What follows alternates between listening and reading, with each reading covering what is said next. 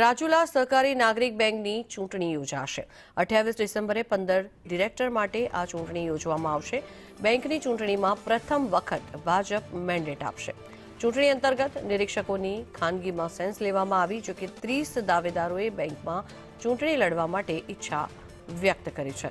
રાજુલા સહકારી નાગરિક બેંકની ચૂંટણી યોજાવા જઈ રહી છે, જેમાં 28 ડિસેમ્બરે 15 ડિરેક્ટર માટે આ ચૂંટણીનું આયોજન કરવામાં આવ્યું છે, જે યોજાશે। ચૂંટણી અંતર્ગત નિરીક્ષકોની ખાનગીમાં સેન્સ લેવામાં આવી છે, ત્યારે 30 જેટલા દાવેદારો એ બેંકમાં ચૂંટણી લડવા માટે પોતાની ઈચ્છા વ્યક્ત કરી છે।